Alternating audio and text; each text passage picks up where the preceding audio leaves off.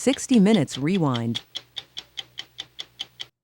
In Thursday's press conference, President Trump would not say how the United States will respond to the actions of North Korea's dictator over the last week. Kim Jong-un tested a new type of missile. Then his estranged brother was poisoned in a Malaysian airport. South Korea's spy agency believes Kim ordered the hit. Kim has nuclear weapons and has promised to test an intercontinental ballistic missile. Such a weapon could eventually carry a nuclear warhead and threaten American cities. That possibility and the missiles he has aimed at South Korea are so dangerous, U.S. Defense Secretary James Mattis went to Seoul on his first foreign trip. We went just days later and saw how tense the situation has become. We got two important perspectives. We spoke to the commander of the 28,000 American troops there, as well as the highest-ranking North Korean to defect in decades. He told us the missiles and murders are part of Kim's raging obsession with the survival of his regime. I've been in Seoul for 6 months. And to be honest, I was never, public until now. We went for an evening out in Seoul with Tay Yong Ho. He was North Korea's deputy ambassador in London before he defected in August. So first time on the subway. Yes, that's right. A defection by someone of his rank is extremely rare. Where do we stand? This was the first time he had walked about in public. Just off camera, 6 bodyguards watched his every move as we made our way down one of the busiest shopping streets in Asia. North Korea has assassinated defectors in Seoul. In order to prevent more possible defections from North Korea, I think Kim Jong-un may do anything. Even kill you. Of course, why not? The man who could order an assassination is Kim Jong-un. The dictator is the 3rd member of the Kim family to rule North Korea. They have controlled the impoverished country with an ironclad fist for 70 years. This was last week's missile test. Kim devotes a quarter of his country's economy to weapons like this and his million-man army, despite widespread food shortages. Kim Jong-un strongly believes that once he possesses ICBM, then he can easily scare off America. Right now, how dangerous is North Korea to the stability of South Korea and as a threat to the United States? Kim Jong-un's capability to wreak harm not only to America, but also South Korea and the world, should not be underestimated.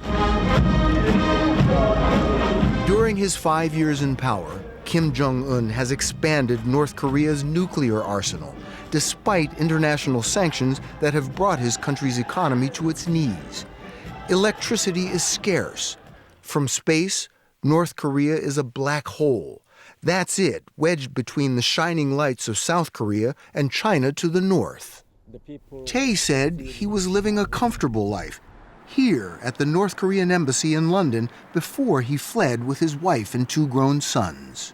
The safety is guaranteed by the government. His job in London was to spread North Korean propaganda and report back on his colleagues. You all live together under one roof. Yes. So you could keep an eye on each other? Keep an eye on each other, control each other, and even spy on each other. But Tay said he lost all faith in the regime when Kim Jong-un killed his own uncle in 2013 and executed dozens of perceived enemies, including diplomats. I've seen tape of you giving speeches. Yes. In London. You're very convincing. You seem to be a true believer yourself. If I show any sign of hesitation, then I would be, what would happen to you? I would be sent to prison camps. So my whole family's life will be jeopardized. Tay said there was one big obstacle to his defection. All North Korean diplomats are forced to leave one of their children back in Pyongyang as a hostage. See? As a hostage. Yes. When my children grow up. His break came when that policy unexpectedly changed, and Tay's oldest son was allowed to join the family in London. They all agreed to defect. He would not give us the details of his escape and who helped, but we know he was kept in a safe house by South Korean intelligence agents and questioned for more than 3 months. He said it was too dangerous for us to meet his family. I've been talking to you for a couple of days now. You come from a secretive place, Yes. but I think you still have lots of secrets. Sure, yes. How do we know that what he is telling us is the truth and not just self-serving? You know, when a defector makes a decision to jump ship, he is doing it at a huge cost. His co-workers, relatives, in-laws will be purged or killed. Chung Min Lee was South Korea's ambassador for national security until last year. He said looks here can be deceiving. The risk of war today is exceptionally high. I think most Americans right now would see this as a holdover from the Cold War. But it seems to be quite hot That's when right. you're here. This is the only place on the entire planet where you have nearly 1 million forces on both sides standing ready to fight a war in basically a nanosecond. And who is there right in the middle of this? It's basically the US forces. If there is war, this is where the big fight will take place. Lee helped shape Seoul's policy toward North Korea. He went with us to Panmunjom, the village in the 2.5-mile wide demilitarized zone that separates North and South Korea. As we got closer, Seoul's sprawl gave way to military checkpoints. The agreement that suspended the Korean War was signed here, but there's still no peace treaty. The war began when the Communist North invaded in 1950. 34,000 Americans were killed in what amounted to a stalemate. So this is the longest war on paper since World War II. So we are still technically in a state of war. Today, both sides still stare each other down. That's North Korea right there, that building just 100 yards away. We were told to avoid sudden movements that could be interpreted as threatening. It wasn't long before North Korean soldiers took an interest in all the activity. So we went inside a negotiation hut that straddles the border. What is right behind Right behind the door is basically from there on, since this is North Korea, once you go out, that's it.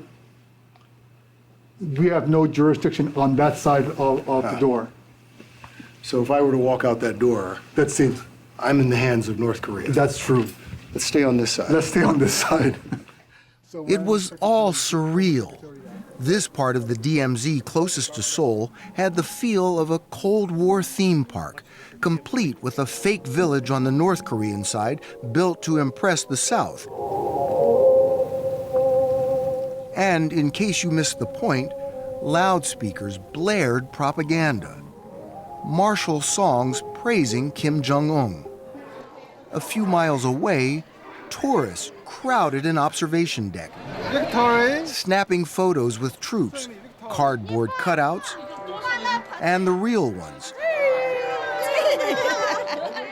What the visitors could not see on the other side of those mountains are 10,000 artillery pieces the North Korean military has aimed at Seoul, all of which could reach the 28 million people in and around the South Korean capital. U.S. war planners estimate 500,000 people could be killed in a second Korean War. Is there any other metropolitan area on Earth this vulnerable? Certainly nothing that approaches Seoul in terms of the size, the density of the population. There's nothing like it. U.S. Air Force General James Slife flew with us over the city. It's just 30 miles from the DMZ. We landed at Osan Air Base, where Korean airmen and their American colleagues monitor all activity north of the DMZ. For security, they shut off the giant video displays right before we came in. This facility is among the first to detect North Korean missile launches. You're like on a war footing all the time here. That's right. This is truly one of those places where the best way to prevent a war is being ready for a war. The North's latest missile test used a new type of solid fuel engine and was fired from a mobile launcher, making it quick to deploy and difficult for U.S. satellites to detect in real time. With the development of ballistic missiles, with the development of nuclear weapons, things here have a tension that you can feel in the air as you move around places like this. The story will continue after this. We wanted to talk to the general who leads U.S. forces in Korea and would command Korean troops in the event of a war. He asked to meet us at Guard Post 4. It's a citadel on critical high ground at the end of a road lined with landmines. We were the first American news crew allowed in. Hands up. This was no Cold War theme park. Body armor was required, and artillery was on standby in the event we came under fire. Hello, General. Nice How are to you? see you. Very nice to meet you. All right. General Vincent Brooks has commanded U.S. forces fighting in Iraq and Afghanistan. I don't think people at home know how tense this line is. What it takes to go from the condition we're in at this moment to hostilities again is literally the matter of a decision on North Korea's side to say fire. And on top of this, we have the missile capability that's been developed. Over 120 missiles fired just in the time of Kim Jong-un alone. So now they're talking about ICBMs that might be able to reach the west coast of the United States. How do you stop them from taking that next step? North Korea is responsible for the direction that the region is going. It is responsible for the conditions of instability that are starting to arise. It has to take responsibility for that and stop. His country is poor, his people are starving. What is it that he wants? Survival and recognition. Survival. Kim Jong-un is now recognized as a global threat. U.S. intelligence estimates he has at least 10 nuclear weapons.